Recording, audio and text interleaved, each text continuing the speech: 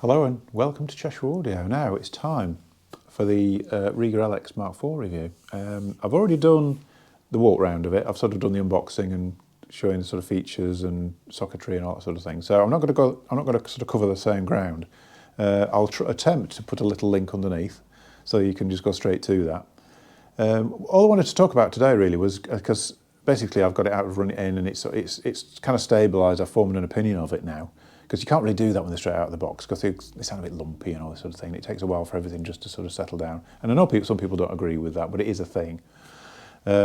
So it settled down, and what I was going to do was compare it, sound quality-wise, to the Mk3, and also just compare very briefly to the IN100, because, as I say, this is its nearest competitor.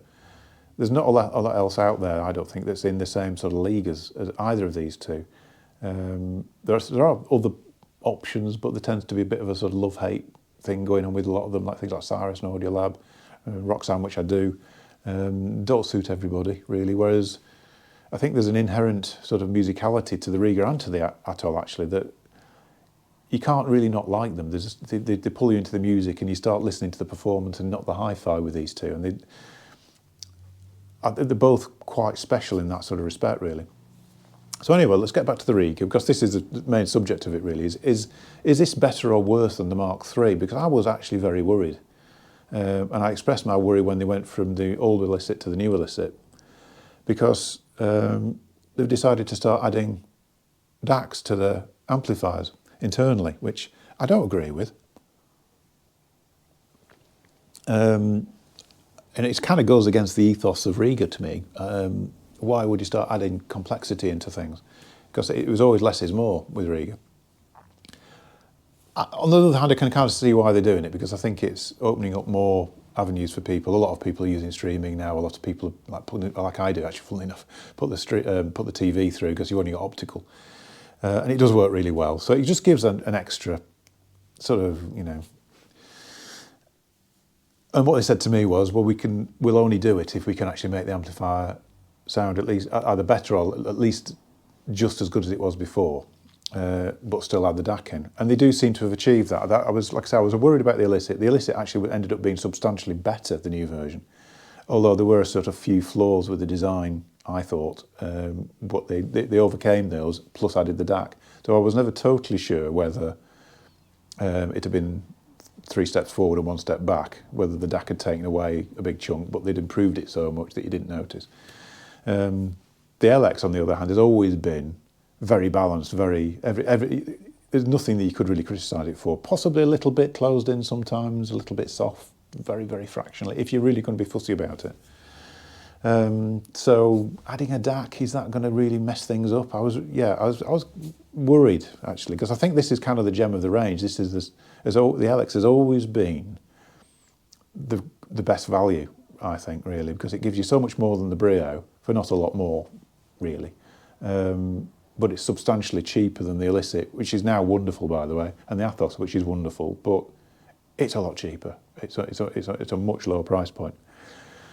So is it better? Yes, it is. And I was quite surprised, actually, because what seems to have happened with it is it's lost that slightly soft. It's almost as though some of the edges had just been sort of sanded off on some of the leading edges of things with the LX. You'd notice it if you compared it to something like a Roxanne Mk3 or something like that, which is very upfront and very sharp-edged. Too sharp-edged, really. I think that some people like the Mk3 because it's big and dynamic and goes loud and does everything hi-fi should do. But musically, it's quite inert. It doesn't seem to really entrance you in the same way that a Rega does. So the Rega is a far better amplifier in a lot of respects, but just didn't have that thing going on in the top end. Now I'd say that they've kind of addressed that.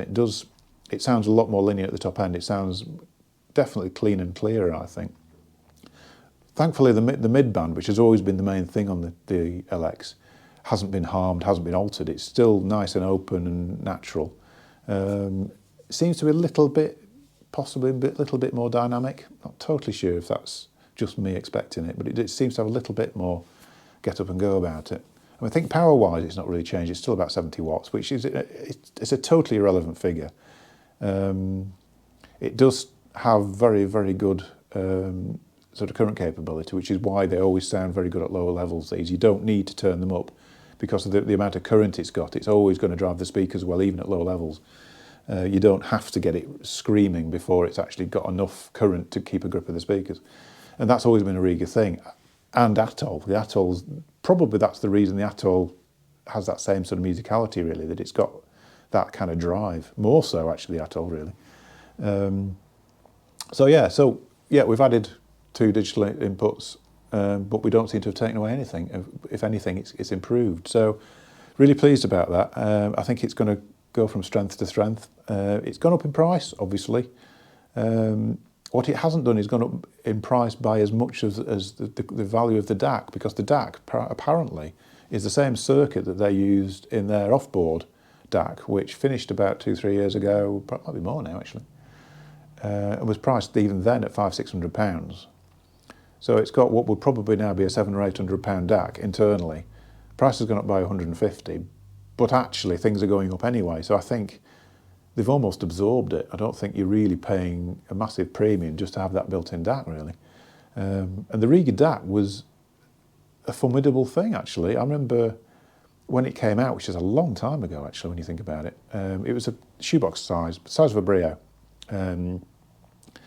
And it performed in the sort of league of DACs of around a couple of £1,000. I mean, it wasn't as detailed, it wasn't as sort of clear, but it was very analog sounding and very, again, Rega thing, very musically engaging. And I've not heard a DAC that had that capability since, to be honest. I mean, people go on about chord DACs, and I don't like them. Actually, I've never liked the chord DACs. I think they sound sterile. You can hear every little last bit of detail, but there's no sort of musicality in them somehow. They don't seem to have that sort of, you don't get in touch with the music at all with them. Perhaps that's just me not liking digital, I don't know. But anyway, let's go away from that because it's a dangerous area. So yeah, it's improved. And for not a lot more, it's quite considerably better. I feel as though the look of it, they've tweaked it a little bit. I don't know whether it's better or worse, it's just different. I don't think they've particularly improved the look of it, really. Not like they did with the Illicit, which is a nice, slick-looking thing, looks a bit like a mini Athos now. The interesting thing between the LX and the Atoll is that the Rega is the high-spec one, as far as features goes. The Atoll is just bare bone. If you want the phono stage, the phono stage in the LX, which is really good, similar to the off-board MM that they do. If you want a phono stage in it, it's £150 plug-in card. If you want the DAC, it's a plug-in card, £350. So actually, if you want it fully specified, the Atoll is a more expensive amp. Sonically, there's not a lot in it. It's a different sound. The Rega has got the classic sort of beautiful natural mid-range. Sounds, going against what I've always said about amplifiers, it shouldn't matter what the actual program material is, whether it's classical or jazz or whatever it is. It shouldn't make any difference. An amplifier is an amplifier. It makes it go louder. It makes it clean and clear, whatever. The Rega's, I think that mid-range clarity that they've got really suits things. If you're very into folk or acoustic or anything like that, Rega's are really good at it. All their stuff's like that. The speakers are very good at it. Everything, really. The Atoll is a little bit more linear than that. It's probably better in the clarity, better 3D image and all that sort of thing. It's got even more current capability. I was just looking at the figures for the i100. It's got 2, may not mean much to some people, but it's got 2 transformers in it, both of which are 340 volts VA, 340 VA transformers. Now the combined capability of those 2 is up with top-end Name. I mean, Name are very much into power supplies. This is kind of up there, the same sort of capabilities. She's a bit scary, to be honest. So the actual driving ability of this is probably even better than the Rega, and Rega's are really good at it. The Atoll has got even more. So yeah, shocking, that is between the 2. And that's probably why, again, the Atoll doesn't need a lot of volume before it really sounds good. No, I'm not talking volume, I'm talking about fullness, about whether it sounds whether it sounds full. You remember years ago, amplifiers always used to have a loudness button, and they used to have tone controls. And some people really missed that, and it's like, well, I need to turn the bass up. Now, generally, it's only when you're listening at low levels that amplifiers that aren't really designed, I won't say properly, but aren't designed to this sort of level anyway, tend to have quite small transformers, and they're doing all sorts of jobs, and they don't have enough current to keep a grip of speakers. And what that translates as is at low volumes there's no bass. Things sound thin and flat and boring, and you keep turning it up, and eventually the amplifier manages to get a grip of the speakers, but by this point it's so loud that it's too loud. These two are both really good in that respect, that they will keep a grip of speakers just at low levels, and you can hear, you know, the bass lines, and you can hear, you know, it's all nice and flat and linear, how you would want it really. So they're both superb in that respect really. I wasn't going to do this, but the question is, which one would I choose? And I don't know, actually. I think the LX has always been a favourite. I've owned Brio's LXs, various over the years, always loved the LX. I've not actually ever owned an Atoll, but I've used them in the shop, I've demonstrated them, I've heard them in people's homes. I suspect I might prefer possibly the Atoll slightly, but it's a close run thing, you know. It's very close. I mean, the backup from both companies is extremely good. Rega are renowned for being, I mean, amazing backup. The guys who are bringing Atoll into the UK are really good, and apparently the factory are very good on things as well. It's still a family-owned business, and which is what you want, really. So between the two, I think it's kind of it's almost down to which one you prefer the look of. The Atoll is substantially heavier, I'll tell you that. That's about 11 kilos. I suspect that's about 15, 16.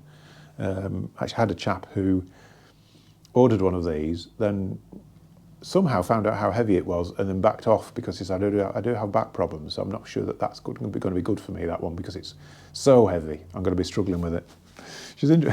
I'd never had that before, although that was quite interesting. He bought the 80 with the smaller version of it, which is a single transformer version. So anyway, I'm going to leave it there. Hopefully that's been interesting. The conclusion being, I love the new LX. I think they've moved it forward, and it's got 2 extra inputs on it, which is a good thing. People out there will be glad to have their digital inputs. Like I say, I'm not too sure, but you've got to sort of go with the sort of en masse thing, haven't you, really? Yeah, I'll end it there. Thanks for watching. I've got itchy nose. Thanks for watching. Thanks for all the likes and great emails I get from people, particularly after the last music review I did of Jake Cogan. Yeah, I had some really nice emails from people about that. Thanks again. I'll see you in a future video.